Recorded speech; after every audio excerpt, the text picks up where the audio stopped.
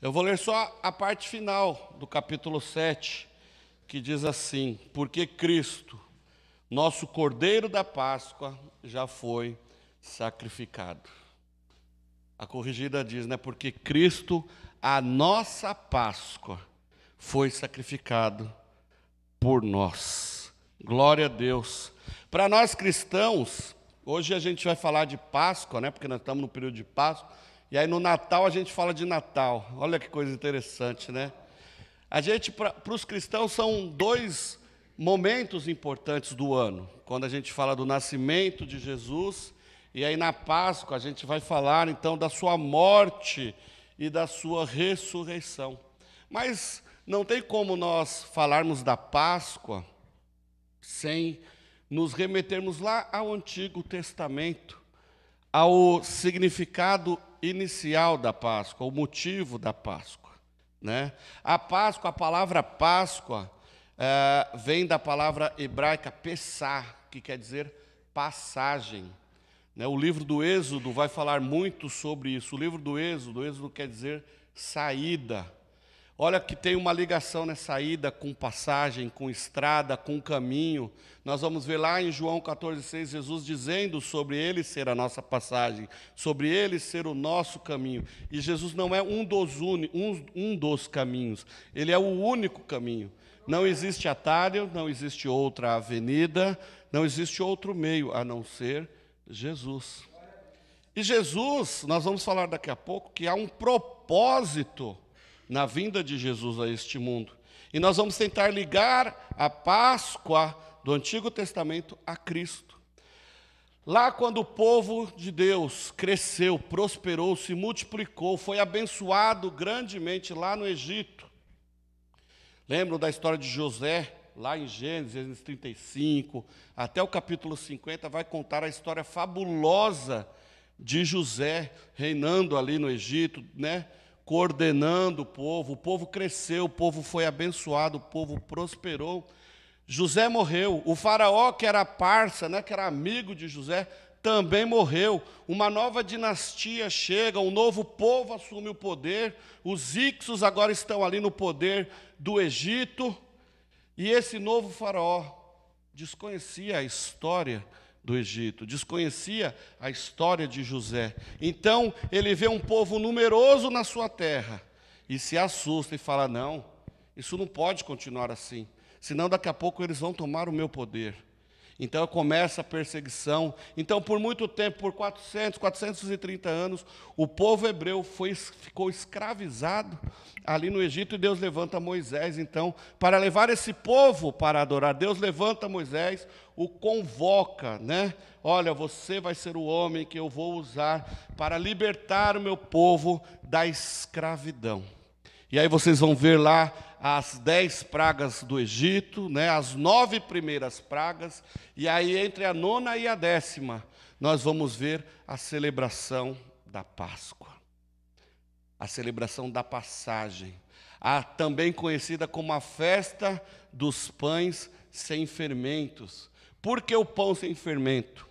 Deus ia mostrar, a ideia das pragas era mostrar o poder de Deus para o faraó, para o povo que ali estava. Então o faraó, que se achava também um Deus, pôde ver que havia um Deus, o Deus do povo de Israel, que era superior, que era o Deus verdadeiro.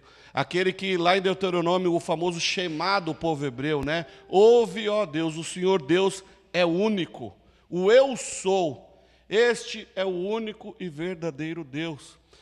E Moisés então vai até faraó e fala: olha, Deus está mandando você liberar o seu povo para o adorar. E Faraó insiste em não deixar, e aí acontecem as pragas.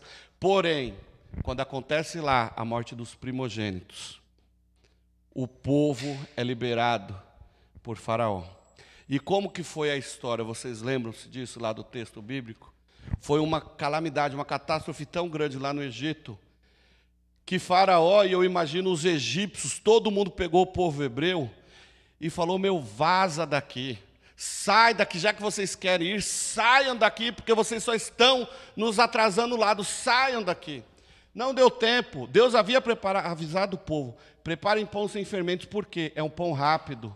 Não vai dar tempo de vocês esperarem crescer crescer a massa, fazer um carinho, conversar com a massa para fazer um pão apetitoso, suculento. Não, é tudo às pressas. Vaza daqui, saiam daqui. É isso que vocês querem sair? Saiam. Vão adorar o seu Deus lá onde vocês quiserem, mas saiam daqui. Então, saiu às pressas. E aí vem a ideia da Páscoa, a passagem. A libertação do povo, a libertação de Deus. Deus libertando o povo da escravidão e os trazendo para a libertação. É interessante que o povo sempre, o judeu então, sempre foi a principal festa do povo judeu. São 3 principais festas, mas a festa da Páscoa é considerada a principal festa. Então, celebrando a libertação. Para nós, esta informação ela é só no sentido histórico.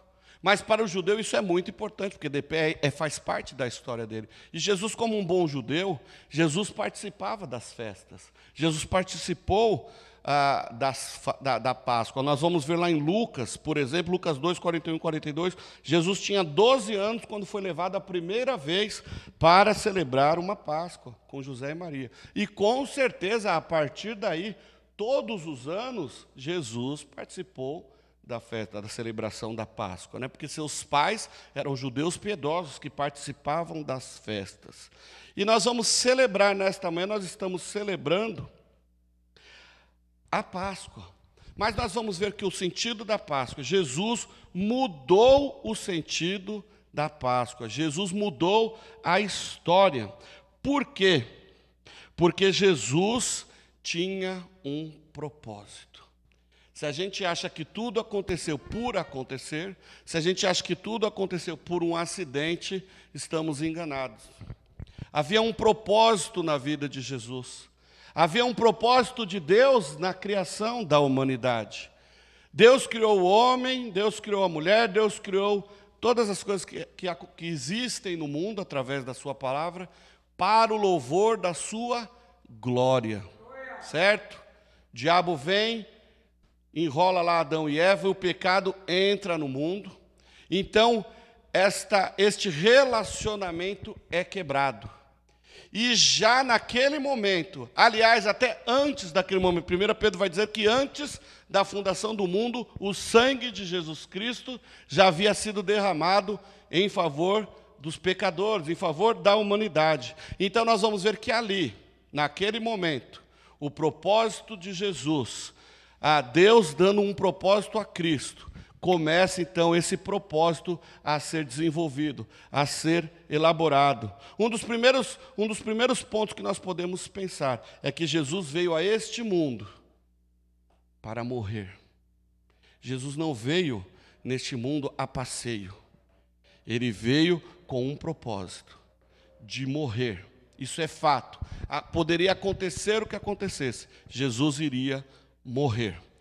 Lá em Gênesis 3,15, após o pecado, Deus, o próprio Deus, ele levanta e fala, porém inimizade, ele fala a serpente, né? Porém inimizade entre ti e a tua mulher, entre a tua descendência e a descendência dela. A descendência do homem, te ferirá a cabeça. A descendência da serpente. Esta te ferirá a cabeça.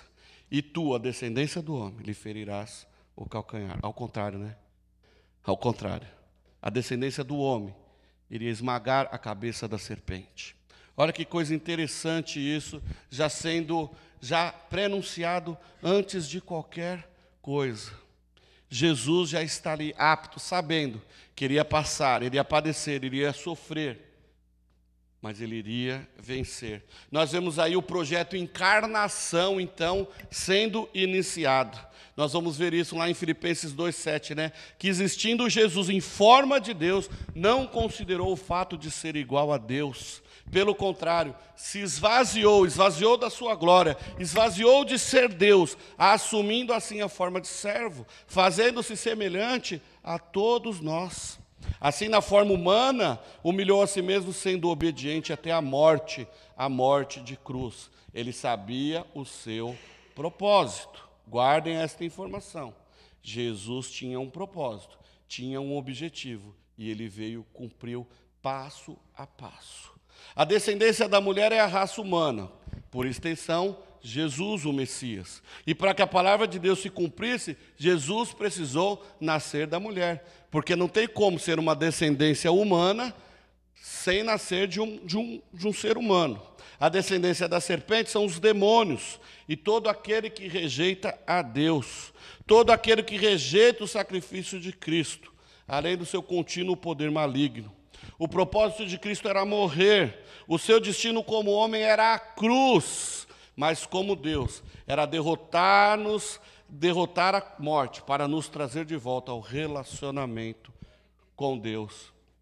Por isso que no começo da igreja, lá no princípio de tudo, havia uma grande discussão sobre Deus homem, Jesus homem, Jesus Deus, e o Conselho de Nicéia vai definir muito bem isso daí, que Jesus era 100% homem e 100% Deus. Ele precisou vir como homem para morrer, para resgatar os pecadores da sua maldição eterna, para nos reatar no relacionamento com Deus. Então isso é muito importante nós entendermos que como homem Cristo morreu, mas como homem, como Deus, Ele ressuscitou para nos trazer vida eterna. Tem o livro do C.S. Lewis, Cristianismo Puro e Simples, que ele tem uma frase fantástica, onde diz assim, que o Filho de Deus tornou-se homem para tornar os homens filhos de Deus. Esta é a maior realidade da cruz. O Filho de Deus tornar-se homem, morrer para que a morte dele nos tornasse, pelo seu sangue, nos tornasse filhos de Deus. O calcanhar ferido aponta para o calcanhar de Cristo ferido na cruz. Mas esse mesmo calcanhar que com a ressurreição aponta para o esmagamento da cabeça da serpente. Satanás não tem vitória sobre nós. Satanás não tem poder sobre nós. Ele é um falido. Se a gente, muitas vezes, é pensado que Satanás pensou ter vencido Jesus na cruz. Mas há o silêncio, há 3 dias de silêncio.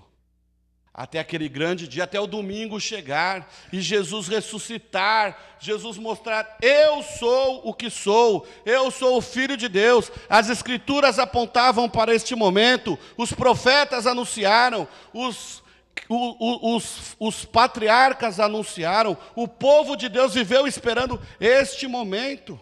Nós vamos ver Simeão, lá que adorava a Deus todos os dias no templo. Quando Maria vai apresentar Jesus ao 8º dia, ele pega Jesus no colo e fala, verdadeiramente esse é o Filho de Deus, eu já posso morrer, porque eu vejo o cumprimento da profecia, eu vejo tudo aquilo que eu crio, eu posso olhar agora e ver, Jesus está aqui.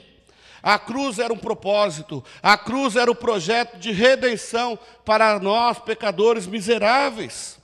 Um outro ponto que nós vamos ver dentro do propósito de Jesus é que Jesus, ele tira o pecado do mundo. Jesus é o único que pode tirar o pecado do mundo. A sua morte foi para isso. Nós vemos lá em Gênesis 22 a famosa história de Abraão e Samuel. Abraão pegou a lenha do holocausto e colocou sobre Isaque, seu filho. Levou também o fogo e a faca e foram juntos caminhando. Então Isaque disse a Abraão, seu pai, meu pai, respondeu Abraão, estou aqui, meu filho. Isaque perguntou, eu vejo aqui o fogo, eu vejo aqui a lenha, mas onde está o cordeiro para o holocausto? E Abraão respondeu, meu filho, Deus proverá. Deus mesmo proverá o cordeiro para o holocausto. Olha que coisa interessante. Abraão indo, sabendo o que Deus o havia pedido. O propósito dessa caminhada, o propósito dessa conversa. 80 quilômetros mais ou menos conversando, Abraão e Isaque trocando uma ideia ali nessa caminhada sobre o holocausto, sobre o sacrifício que aconteceria lá no monte. A aflição de Abraão por saber que iria sacrificar o seu filho. E ele ter que olhar para o seu filho e dizer, Abraão, Isaque, Deus proverá. Olha que coisa linda isso. É interessante que nós vamos ver que mesmo antes da lei mosaica, o holocausto já era praticado. Era uma prática de oferecer, de pedir a Deus perdão pelos seus pecados. O holocausto precisava ser feito com um animal sem defeito, sem mácula, sem nenhum osso quebrado, porque o animal seria o substituto da pessoa que o levava para o sacrifício. O holocausto servia como um pagamento pelo pecado. Mas para que esse holocausto tivesse efeito, precisava haver arrependimento daquele que estava oferecendo o animal. A gente pensa, né? Poxa, naquela época era fácil, então, né? Era só levar uns 2, 3 bois, uns 4 cabritos, está tudo certo. Está aplacada a ira do Senhor. Não. Sempre houve a necessidade de arrependimento. E o sangue derramado ali no holocausto, que era totalmente consumido, a carcaça era totalmente consumida como aroma suave a Deus. Era um prenúncio do sangue do sacrifício perfeito que viria a acontecer lá na frente. O holocausto era apenas a sombra do sacrifício de Jesus. Agora nós vamos ver também que Jesus, quando entra em cena, lá no Novo Testamento, nós vamos ver o Cordeiro de Deus sendo apontado. Nós vamos ver João, quando vê Jesus vindo em sua direção, o que ele diz? Este é o Cordeiro de Deus que tira o pecado do mundo. Uau! Este é o Cordeiro de Deus que tira o pecado do mundo. João, eu imagino que quando João viu Jesus e João falando isso, o que estava em seu coração era a alegria de saber que aquilo que era sombra, aquilo que era um sacrifício imperfeito, aquilo que era um sacrifício que todo ano tinha que ser feito, agora seria feito na maneira perfeita, na plenitude, uma única vez. É isso que está sendo apontado por João. Aquele que redime, aquele que restaura, aquele que salva, é este que tira o pecado do mundo. Este é o Cordeiro perfeito. Aqui está a perfeição de Deus. Os sacrifícios de animais podiam apagar a ira do Senhor por um ano, porque o homem sempre voltava a pecar e anualmente precisava ir lá oferecer os seus sacrifícios. Mas a partir de agora, a partir do sacrifício de Cristo, não há mais necessidade de nada, apenas crer no sacrifício do Senhor. Hebreus 10:10 vai dizer assim: é nessa vontade que fomos santificados pela oferta do corpo de Jesus Cristo, feita de uma vez por todos. Uma única vez. Todo sacerdote se apresentava dia após dia, servindo e oferecendo muitas vezes os mesmos sacrifícios que jamais conseguem apagar definitivamente os pecados. Mas este, Jesus, tendo oferecido um único sacrifício pelos pecados, assentou-se para sempre à direita de Deus.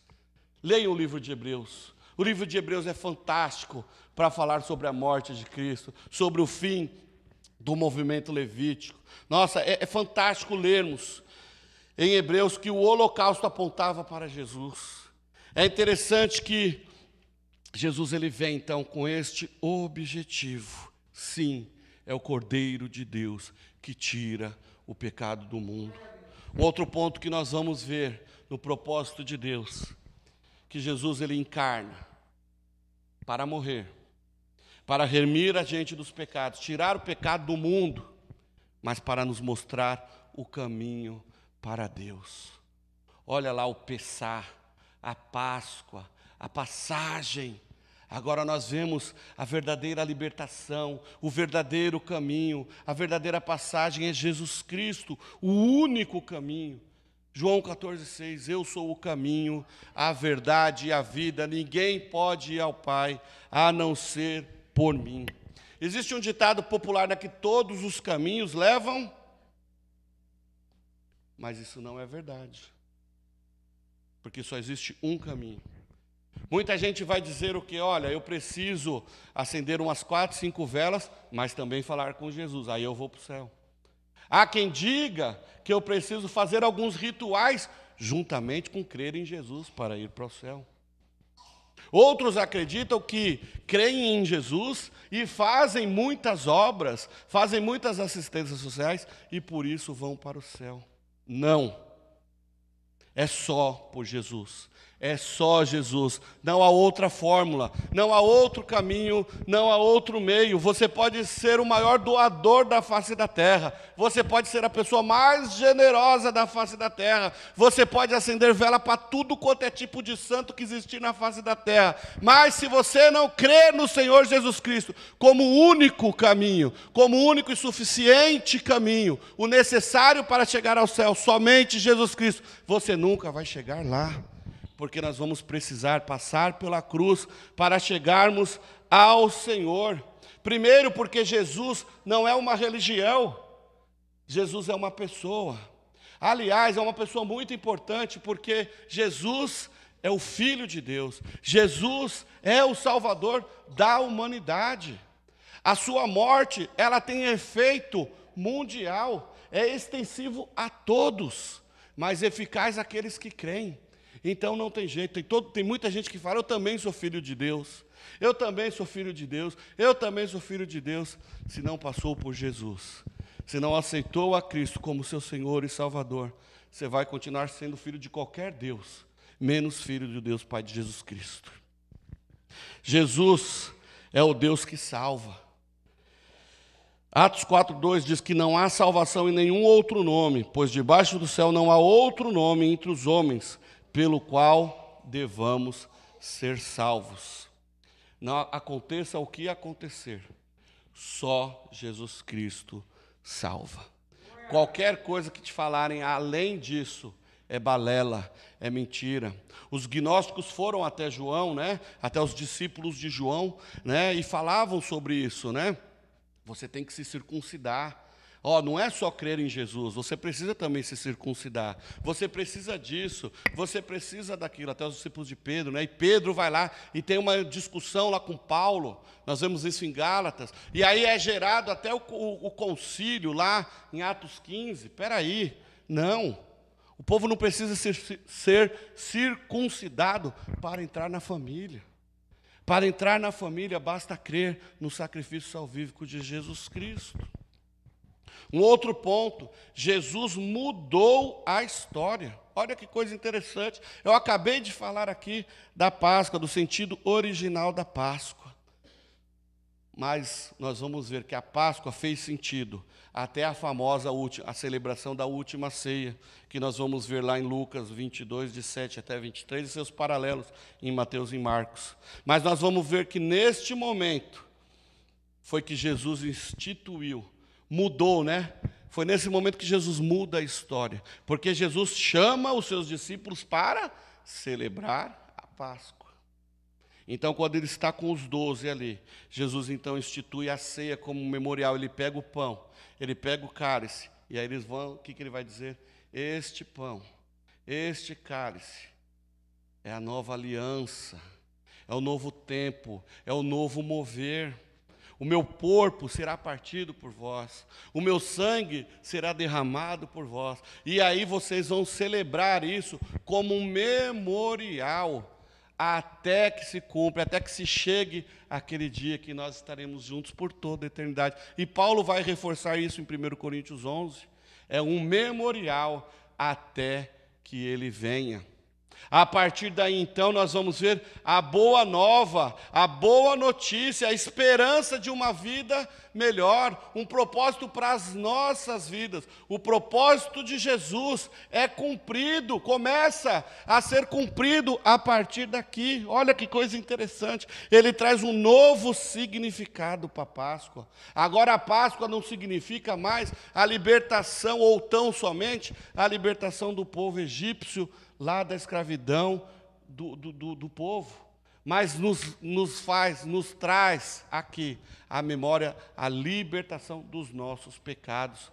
Nós que fomos escravos por muito tempo do Egito do pecado, agora o Senhor, Ele vem nos trazer a salvação, a libertação das garras de Satanás. Jesus vem nos trazer a libertação do pecado, do mal. Glória a Deus! É um novo tempo, é um novo momento. E hoje o domingo de Páscoa representa a oportunidade de fazermos uma retrospectiva nas nossas vidas, para talvez estabelecermos até um recomeço. Sabe, um tempo de sairmos do nosso Egito, um tempo de sairmos das coisas que têm nos escravizado, as práticas antigas, que têm nos levado para longe do Senhor, que têm nos mantido escravos. É esta frase. Está na hora de pensarmos o que tem me mantido escravo aqui no Egito. Eu posso ser livre. Jesus morreu para nos dar liberdade, para nos livrar das garras do mal. Ah, mas eu não vou poder ser feliz com Jesus. Gente, isso é um mero engano. A nossa felicidade está em Cristo. Às vezes nós nos preocupamos com os prazeres, com as alegrias passageiras que uma balada nos oferece, que amizades nos oferecem, quando nós temos uma alegria eterna para ser eterno, gente, é para sempre, junto com o Senhor. E foi por isso que Jesus morreu, para nos trazer alegria, para nos trazer uma paz eterna. Não uma noite de bebedice, uma noite de drogas, uma noite de prostituição, onde no outro dia a vida volta tudo ao normal, não. O nosso prazer, a nossa alegria é eterna em Cristo Jesus. Ele mudou a história, Ele muda histórias nesta manhã, Ele muda vidas, Ele transforma, Ele restaura. Jesus veio a este mundo também para nos deixar um legado. João 14, 26 e 27 diz: o Consolador, o Espírito Santo, a quem o Pai enviará em meu nome, ele vos ensinará todas as coisas e vos fará lembrar de tudo que eu vos tenho dito. Deixo-vos a minha paz vos dou. Não a dou como o mundo a dá. Olha que coisa linda. Deixo-vos a minha paz. Não há nada melhor no mundo do que termos a paz do Senhor nas nossas vidas. Este é o legado que o Senhor tem deixado para a humanidade. Ele foi a encarnação de Deus ao mundo, Deus se relacionando novamente com o homem. Ele veio tirar o pecado, restaurando o relacionamento do homem com Deus. Ele veio mostrar o caminho da salvação. Só não vai para o céu quem não quiser ir. E ele mudou a história. O que era um ritual anual para expiação do pecado do povo, tornou-se agora um memorial. É para nós lembrarmos todos os dias do sacrifício de Jesus na cruz pelos nossos pecados. Não é para a gente lembrar só na Páscoa, não só todo ano, no ano de abril, não. Isso são para os ritualísticos. Para nós que somos cristãos, crentes em Jesus Cristo, esse é um memorial diário nas nossas vidas. Acorde amanhã e lembre do sacrifício que Jesus fez. Mas Ele não morreu, Ele ressuscitou, Ele não ficou na tumba, Ele não ficou na cruz, Ele ressuscitou. Isso tem que ser lembrado todos os dias. O maior legado que Jesus deixou para nós é a salvação. E é interessante, o escritor Mário Caetano, ele diz o seguinte nos seus livros: o teu legado não é aquilo que você deixa para as pessoas, mas aquilo que você deixa nas pessoas. Jesus, ele não morreu para te deixar bens, ele não te morreu para te deixar rico, ele morreu para te dar salvação. Ele morreu para mexer com a sua vida, não com a sua conta bancária. Ele quer, o negócio de Jesus é com o seu coração. Legado, olha só, né? Jesus morreu para nos deixar um legado. E olha que interessante isso. Legado é diferente de herança. Herança são bens materiais, casas, carros, dinheiro, um monte de coisa por aí. Agora, legado são princípios deixados, são princípios que vão nortear um comportamento de uma geração ao longo da vida. É algo incalculável, é algo intangível, é algo imensurável. Legado é aquilo que é cravado na mente e no coração. A salvação em Cristo é pela fé, e a fé está no nosso coração. A fé é crermos verdadeiramente no que Jesus Cristo fez naquela cruz. O legado que Jesus nos deixa é a paz. Deixo-vos a minha paz vos dou. É a paz de Cristo que acalma o coração aflito, desesperado.